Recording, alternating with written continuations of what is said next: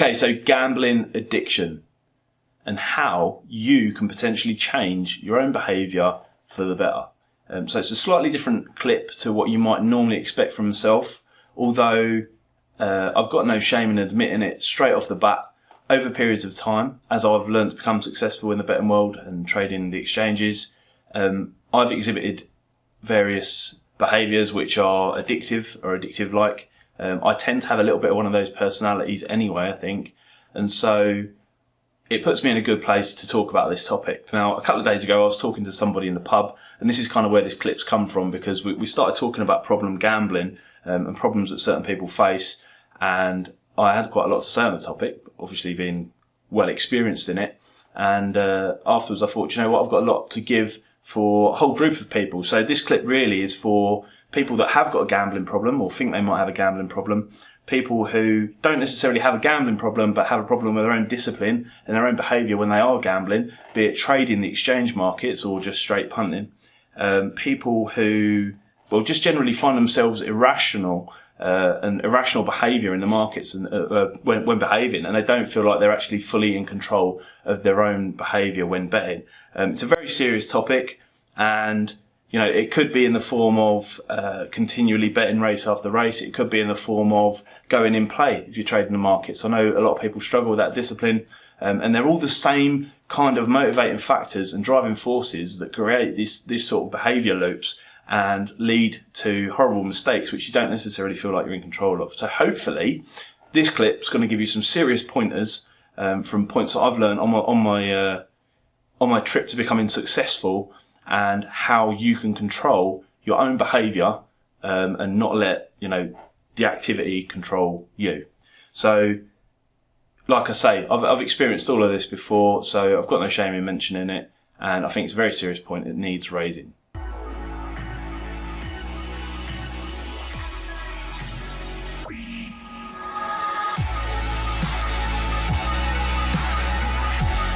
So I'm going to give you a quick pre-warning. This is going to be a longer clip than normal. There's going to be some good specific points throughout it, so you might want to pause the clip right now, make a note, pen and paper as we go. So I'd grab one of those if needs be. And also I'll add a few short links in the description if you want to skip ahead or come back at a later date and watch the rest of this clip. It should be quite easy to do. So addiction is obviously a behavioural thing, and it's something that repeats itself, and it can be a real pain to break because it's involuntary to a degree, and some people are worse for addiction than others. Like I said in the intro, I think I've got a little bit of an addictive personality at times. I've always been like that throughout life. I think it's actually a contributing factor towards me succeeding in a lot of areas, but you have to be very careful when gambling. So this behavioural loop that takes place has a few points to it. First of all, it usually starts with a thought which initiates a feeling. That would be the first point. The second point would be the feeling, which then motivates you to take action and create do an activity or behaviour, and then the actual behaviour of doing it is the third point, which reinforces either the original initial thought or another thought that then sends the loop back round. So it's kind of like this triangle, if you like. Even it's like a triangle, three-step loop, and once you get locked into that loop, it's quite hard to break, particularly if you're not even aware of it in the first place. So for example, in betting, it might be, okay, the thought is I could win some money here, which will give me a nice feeling. So that's a thought. The second part would be, potentially you're excited about winning that money, being the feeling part, which will then motivate you into taking action and the behaviour of placing a bet. Okay, you then place the bet. That is the behaviour, which, win or lose, it doesn't really matter. It kind of sends you back round to the start again, because if you win, possibly you're euphoric, so it reinforces that initial thought of, oh, I can win some money here. Or if you lose, then, which is usually the worst one for most people, where they go on the chase, as they call it, because you're like, oh, I've lost some money. How do I get some more money? How do I get my money back? Oh, well, that initial thought of I can get some money by betting. So you can see how that cycle just bounces round, and it's very dangerous. And if you're engaged in that cycle, I wouldn't panic straight away, because it doesn't necessarily mean you've got a big time gambling problem. For some people that does happen, and if that's you, then I'd urge you to get help. I'll put some links at the end of this clip as well for, obviously, some of the services that are available. But it's a powerful loop, and the reason it's powerful, so if you understand the reason for it being powerful, then already you're kind of like stepping onto the road of potentially changing your own personal behaviour. So the first part is obviously logical. It's a thought, I can make some money from a bet. Now, if you're ill-informed and you don't understand value, now this isn't a value clip, so I'm not going to start going on about how you can make money in betting and stuff. That's other clips. But if you're ill-informed, then that seems relatively logical. You can place a bet and I'll win some money, which is where most people get started. The second part is where it begins to get dangerous, because obviously there's feelings involved, dopamine, that chemical that makes pretty much everything addictive. We're all stuck on our phones these days, and it's because you get a dopamine hit when you take out certain activities, and social media just encourages all of that kind of stuff. You get some kind of satisfaction from doing it, and overall, really, I guess it's just some sort of pleasure. So that's the feeling part, is where it starts to become dangerous, because chemicals in your brain start to kick in and take hold. It's more involuntary, is what I'm trying to say. It's those primal things that it's tapping into, and so that's where you start to lose conscious control. So if you're aware of that in the first place, and you're getting these heightened feelings, and when you're placing a bet, obviously that's natural anyway to a degree. We'll talk about that in a second, because it's the next step. But you have to be more aware of it, which is the first stage. But when it's involuntary, you're not going to get over that through willpower. It's just stupid. It's like trying to say, if I'm hungry, that's a natural instinct or feeling. It's like, if I'm hungry, then I'm going to get over that with willpower. Eventually you're going to lose. You're you're fighting a losing battle. So where were we? So yeah, that's obviously on the second step. And then the most powerful bit for the third step with the behaviour is all the physical senses that start to kick in. So, we've all been in that situation one time or another.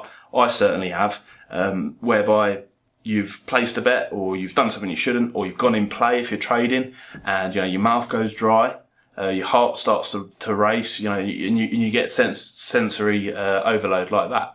So once that starts to happen and the sensations kick in, it just encourages this sort of hamster wheel, if you like, to start spinning even faster and leaving you into deeper water, which is where the whole chase thing happens. Because when people say about having a gambling problem, you tend to think of somebody who bets day to day, month to month, and it might be the case, it might be a little bit irregular, they might relapse, etc. But ultimately, that can also be from race to race. Like going on the chase, I lost some money, oh no, I need to get some more. So we're back round to step one, and then so round and round and round and round. And that is, the behaviour of addiction. So we'll give you some actionable steps in a second to see how you can break that down and hopefully change that behaviour for the better. Or remove it altogether if that's what you're seeking to do from watching this clip. So how do you solve the problem of addictive behaviour? It's not an easy one. And I think the first thing to say before we even go into the steps is you should probably expect to have some kind of relapse, things to go wrong at points, to not actually do what you're trying to do. That's part and parcel. There's going to be mistakes en route. And it's not particularly nice, but that's reality as well. So what you don't want to do is load yourself up and feel like you're even more of a failure just because you couldn't put these steps into place on day one, because it's not likely to happen like that.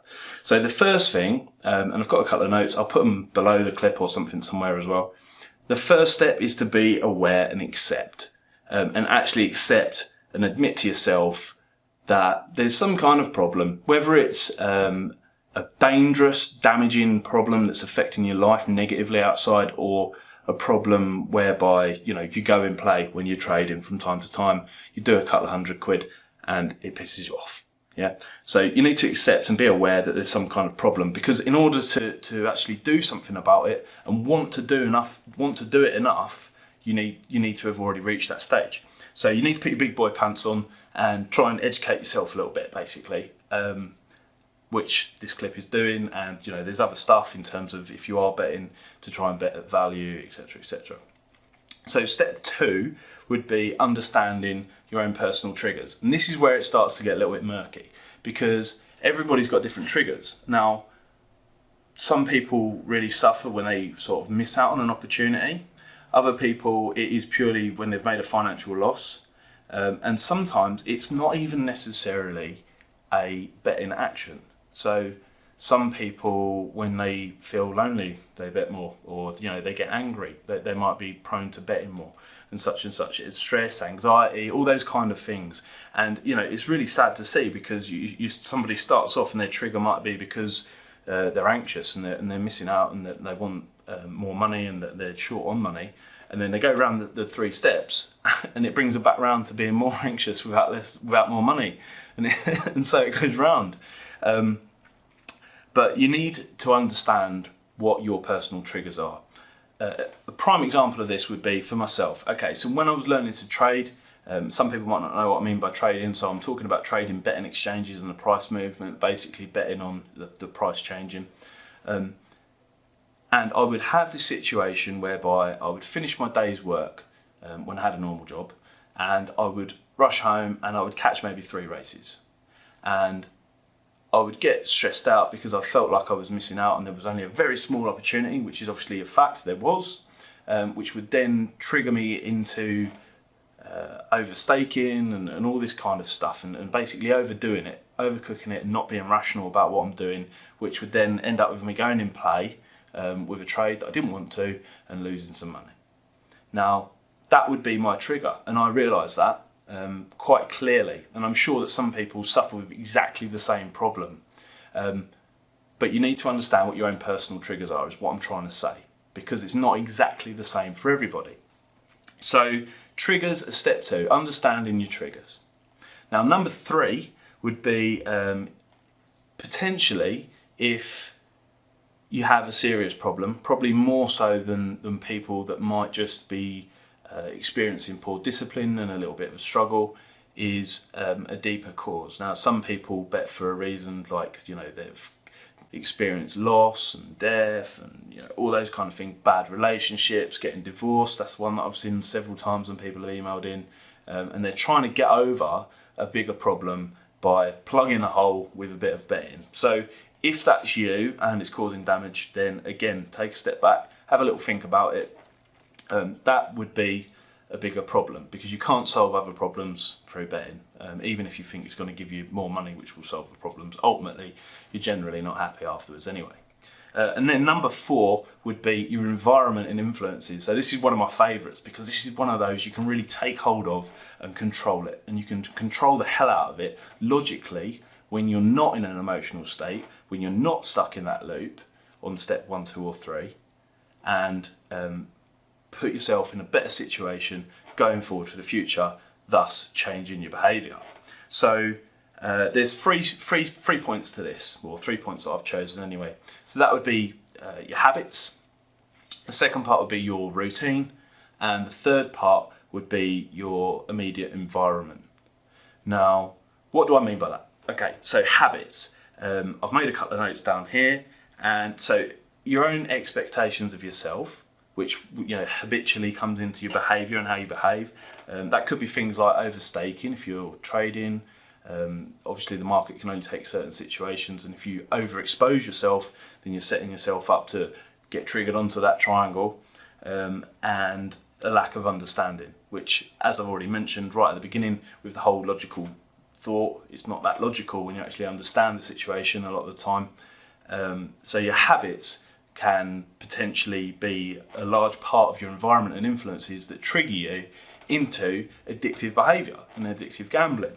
So that's number 1. Number 2 would be routine. I've already spoke about it. So in my experience, in my history, I used to rush home and I would put myself in that situation purely as a result of my routine, whereby I'd only have 3 races to trade, and I'd be rushing in and not even getting changed and having a shower and whatnot straight after work, because I just didn't want to miss them, which is not that healthy in itself when I say it out loud.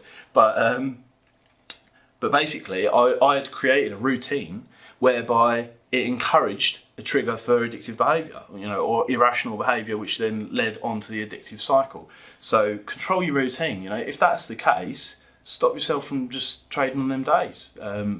It's a bit like other situations whereby people might be going home from work or something, and they go into the bookmakers, take a different route home, change your routine, put that preemptive move in before it even happens. The third thing being surroundings.